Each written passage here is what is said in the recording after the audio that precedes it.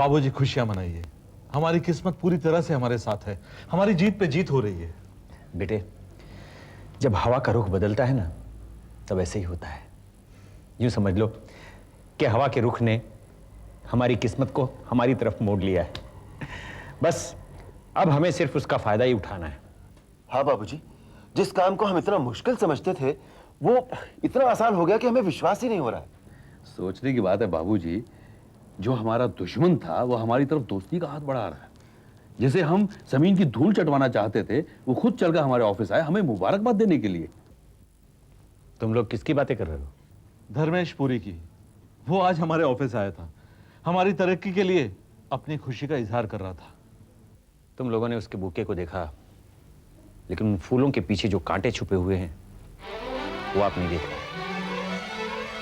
तुम लोगों ने उसके चेहरे पर खुशी देखी, लेकिन उसके दिल में जो जहर भरा हुआ है उसे महसूस नहीं करता। वो कितना खतरनाक आदमी है वो मैं अच्छी तरीके से जानता हूं। वो तुम लोगों को धोखे में रखकर, मौका देखकर ऐसी चाल चलेगा कि तुम लोगों को पता भी नहीं चलेगा। ओ, तभी मैं सोच रहा था, जिसे हम इतना चालाक और खतरनाक समझ रहे थे, वो एक ही बार में चित कैसे हो गया। मैं धर्मेश पुरी को बहुत अच्छी तरीके से जानता हूं। मैंने तुम लोगों से पहले भी कहा था कि उसे मात देना इतना आसान नहीं होगा। बाबूजी, फिर तो हमें बहुत होशियार रहना होगा। सिर्फ होशियारी नहीं, होशियारी से काम भी करना पड़ेगा। बाबूजी, क्यों ना हम उसी के हथियार से उसे मारे? मतलब? वो दोस्ती जताकर अपना बनकर हमें धोखा देना चाह रहा है, तो हम भी उसी की चाल चलते हैं उसके साथ। जो आदमी अपनी चाल चलने से पहले दूसरों की चाल जान लेता है, क्या वो ये नहीं जानेगा कि उसी की चाल उस पर आजमाई जा रही है? बाबूजी, आप ठीक कहते हैं, हमें उस आदमी से दूर रहना चाहिए। बस ये समझ लो कि उसकी दोस्ती से दुश्मनी ही अच्छी। पायल, पता आज मैं बहुत खुश हूं। इतने दिनों के बाद इतनी खुशी मिली है। पूछोगी नहीं कि खुशी की वजह क्या है? क्या वजह? आज हमारा पहला टेंडर पास हुआ है। मुबारक। इतने बुझे दिल से मुबारकबाद दे रही हो। अरे तुम्हें तो खुश होना चाहिए, मेरे गले लग जाना चाहिए। गले लगकर मुबारकबाद देना जरूरी थोड़ी होता है। आज कुछ बात ही ऐसी है कि तुम्हें सारे गिले शिकवे दूर कर कर मेरे गले लग जाना चाहिए। एक ही तो टेंडर पास हुआ है, उसमें इतना खुश होने की क्या जरूरत है? मेरे लिए तो ये खुशी बहुत ही मामूली खुशी है। टेंडर पास हुआ, इसमें कोई बड़ी बात नहीं है। बड़ी बात तो यह है कि हमने धर्मेश पुरी से टेंडर छीन लिया। ये उसके लिए बहुत बड़ा तमाचा है। वो कोई मामूली आदमी नहीं है। जरा संभल के रहिए, कहीं तुम्हारे तमाचे का जवाब घूंसे से ना मिले। कमाल की पत्नी है, मेरा साथ देने की बजाय तुम उसकी तरफदारी कर रही। मैं उसकी तरफदारी नहीं कर रही, बल्कि सच्चाई बता रही हूँ। कहीं ऐसा ना हो कि तुम्हारी आज की खुशियां कल गम में बदल जाए। इतना आसान है क्या? मैं धर्मेश पुरी की जड़ें ही काट दूंगा। अगर ये बात अरुण भैया या राजेश भैया ने कही होती तो मैं मान भी लेती, लेकिन तुम पर मुझे कोई भरोसा नहीं है, क्योंकि बिजनेस करने के लिए आदमी को दिल लगाकर मेहनत करनी पड़ती है। लेकिन तुम्हारा दिल तो न जाने कहां लगा हुआ है। बस कुछ भी कह देती है, बेवकूफ औरत। ये भी कोई बात है? अरे, औरतों का काम ही है नाराज होना और झगड़ा करना। उनसे डरना नहीं चाहिए। भैया, आप तो जानते हैं कि पायल मुझसे सख्त नाराज है। मैंने कई बार उसे मनाने की कोशिश की, लेकिन वो नहीं मानती। सुमित, तुम जो हो ना, थोड़े से बेवकूफ हो। तुमने कॉलेज में रोमांस किया था? हाँ, वो तो किया था। तो जब पायल नाराज होती थी तो तुम क्या करते थे? बस उसे मना लिया करता था, और वो जल्द से मान भी जाती थी। पर अब वो किसी भी सूरत में मानने के लिए राजी नहीं है। मनाने का तरीका आना चाहिए। आजकल की जो पत्नियां हैं ना, वो सिर्फ सॉरी कहने से नहीं मानती है। उनको ना थोड़ा थोड़ा मस्का लगाना पड़ता है। मतलब तरह तरह से उसे मनाने की कोशिश करनी चाहिए। छोड़िए ना, अब मैं आपसे क्या कहूं भैया। मैंने हर तरीके से उसे मनाने की कोशिश की है, लेकिन उस पर कोई असर ही नहीं होता। अच्छा, उसकी कोई कमजोरी तलाश करो, पता करो कि वो किस बात से खुश होती है। ऐसी कोई बात नहीं है जिससे वो खुश हो। तोहफा। औरतों की कमजोरी है तोहफा। और अगर तोहफे में कोई गहना हो ना, बस तो पत्नी पति की गुलाम हो जाती है। अरे एक अच्छा सा तोहफा लाकर दे दो, पिछली सारी शिकायतें भी दूर हो जाएंगी। भैया मुझे पता है कि उस पर कोई असर नहीं होगा। तुम कोशिश तो करके देखो भाई, और देखो तुम भी पुरानी बातों को भूल जाओ, समझे? और तोहफा ऐसे लेकर जाना जैसे कि पति पत्नी के लिए नहीं लेकर जा रहा है, बल्कि एक प्रेमी अपनी प्रेमिका के लिए लेकर जा रहा है। ठीक है भैया, आप कहते हैं तो ये भी कोशिश कर लेते That's like a good boy. हैं। पायल, अच्छा यहाँ बैठिए। हाँ, उसके 100 पीस का मैंने ऑर्डर दे दिया था। 3 साइजेस में चाहिए मुझे।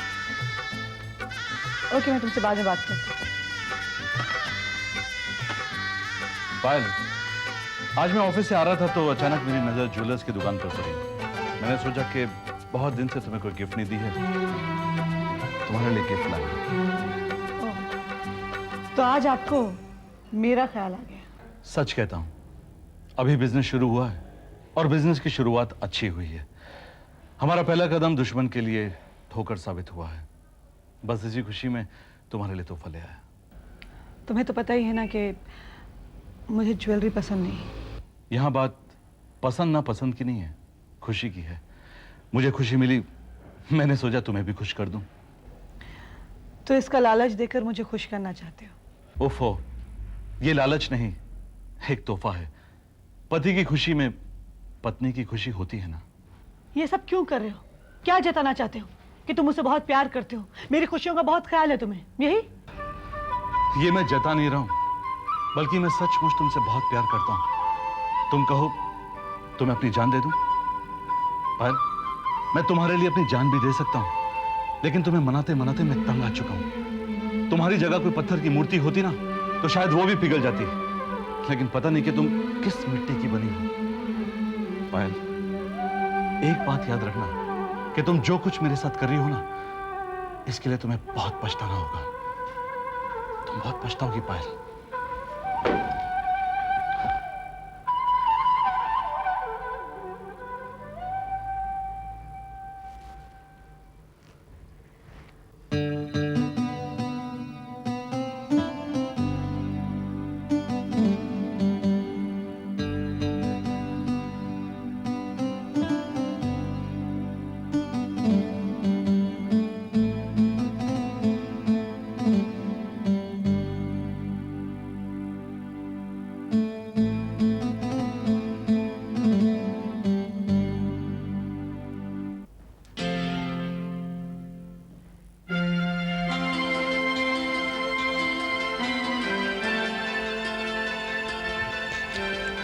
डैड, आपने मुझे बुलाया?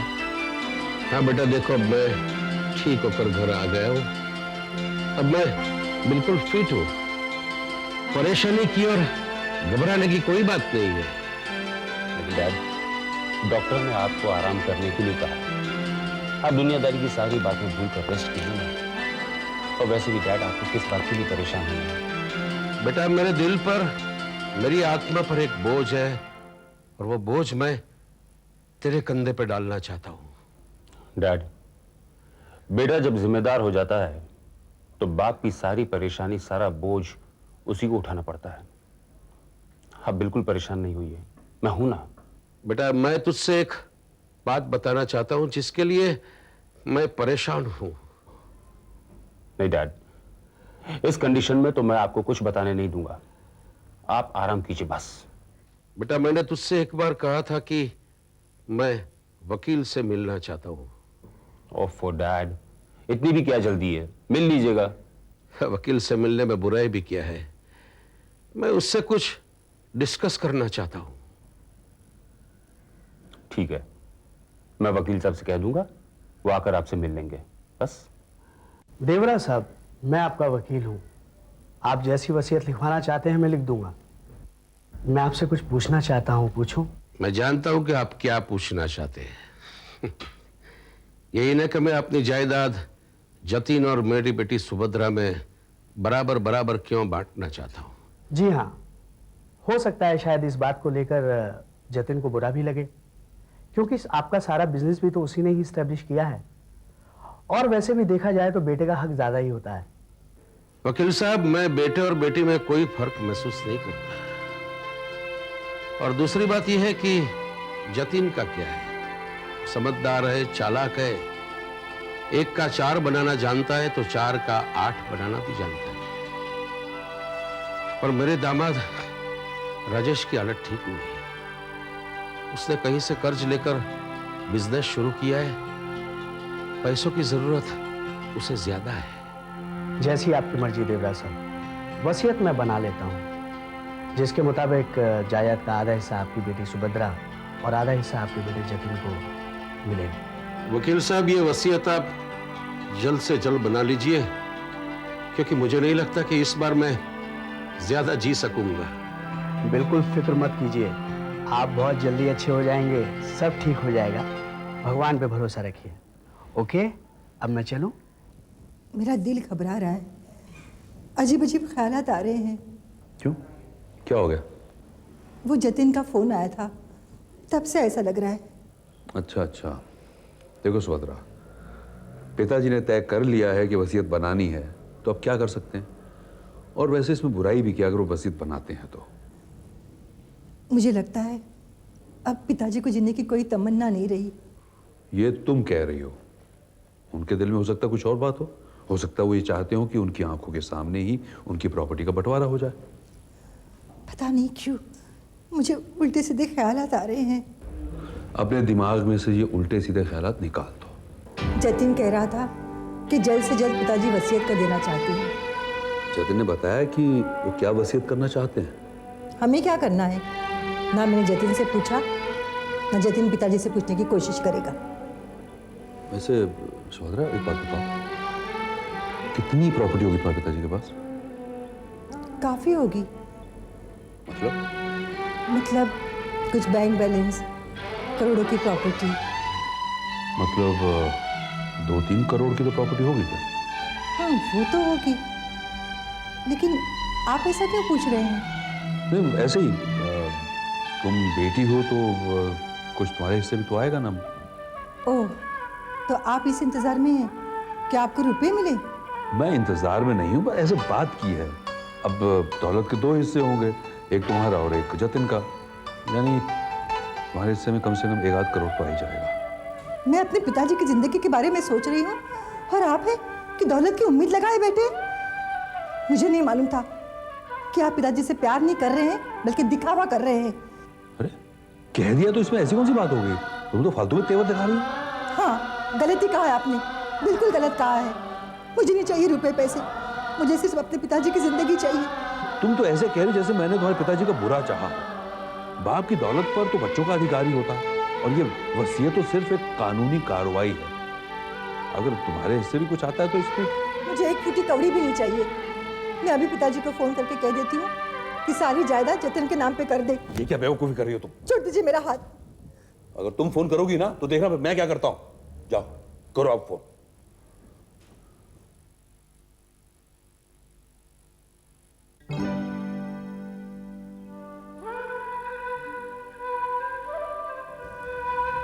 सुभद्रा, क्या हुआ? तू रो क्यों रही है? मैं कहाँ रो रही हूँ दादी माँ? मुझसे छुपा मत, बता क्यों रो रही है? दादी माँ, मुझे ऐसा लगता है कि इस घर में मेरा कोई नहीं, कोई मुझे नहीं चाहता। मैं अकेली हो गई हूँ। ऐसा क्यों कह रही है? किसने क्या कहा तुझसे?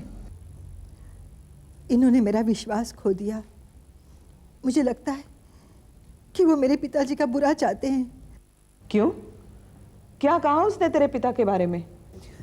वो इस इंतजार में है कि मेरे पिताजी वसीयत करें और जायदाद का बंटवारा हो और सारी जायदाद उन्हें मिले। तुम सच कह रही हो? हाँ दादी माँ, मैं सच कह रही हूँ। ये तो गलत बात है। राजेश इतनी छोटी और घटिया बात सोच सकता है? तू चिंता मत कर, मैं बात करूंगी उससे। नहीं दादी माँ, कहीं वो मुझ पर गुस्सा ना हो जाए कि मैंने आपसे शिकायत की। कैसे गुस्सा होगा? अरे घर में बड़े हैं, गलतियों की शिकायत तो उन्हीं से की जाती है ना। उससे ज्यादा गुस्सा करना मुझे भी आता है। तू फिक्र मत कर, मैं बात करूंगी उससे। क्या बात है, बहुत गुस्से में हैं आप दोनों। सुभद्रा से पता चला, बड़ी बेसब्री से आप मेरा इंतजार कर रहे थे। हाँ बेटे, पता चला है कि आजकल तू दूसरों की दौलत का लालच कर रहा है। दूसरों की दौलत का लालच? बहुत जल्द दौलत कमाना चाहते हो? अरे दौलत तो हाथ का मैल है, आती है जाती है, लेकिन इज्जत बहुत मुश्किल से आती है और उसे जाने में भी देर नहीं लगती। ये आप क्या कह रहे हैं, मुझे तो कुछ समझ में नहीं आ रहा। सुना है कि तू इस इंतजार में है कि तेरे ससुर की दौलत का बंटवारा हो और कुछ हिस्सा तुझे भी मिले। समझ गया। सुभद्रा ने आप दोनों को मेरे खिलाफ भड़का दिया है। भड़काया नहीं है, हमारी आंखें खोल दी। हमें ये सच्चाई बता दी है कि दीवान परिवार के खून में भी लालच शामिल है और वक्त आने पर दीवान परिवार के सदस्य भी दौलत के लिए लड़ सकते हैं। राजेश, मुझे तुम लोगों पर बहुत भरोसा था, लेकिन आज के इस हादसे के बाद ऐसे लग रहा है कि हमारी आंखें बंद हो जाने के बाद दूसरों की तरह तुम लोग भी दौलत के लिए एक दूसरे का खून बहाने के लिए तैयार हो जाओगे। दादी माँ, आप गलत समझ रही हैं। मेरा ऐसा कोई मतलब नहीं था। ऐसे ही मैंने तो सुभद्रा से पूछ लिया था बाय द वे, और उसी से बात बढ़ गई। क्या तुम सच कह रहे हो? आप मेरा यकीन कीजिए बाबूजी। हम तो यकीन कर लेंगे, पर सुभद्रा को कौन यकीन दिलाएगा? सुबह से दुखी है वो। मैं उससे बात करता हूँ और इस गलतफहमी को अभी दूर करता हूँ।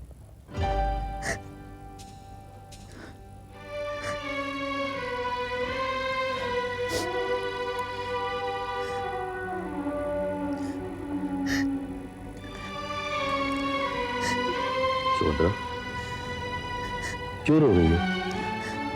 आप सोचकर देखिए कि मैं क्यों रो रही हूँ। अच्छा अच्छा, मायके की याद आ रही है। मुझसे बात मत कीजिए। अच्छा बाबा, बात नहीं करूंगा, इशारे से कहूंगा, समझ जाना। ओके?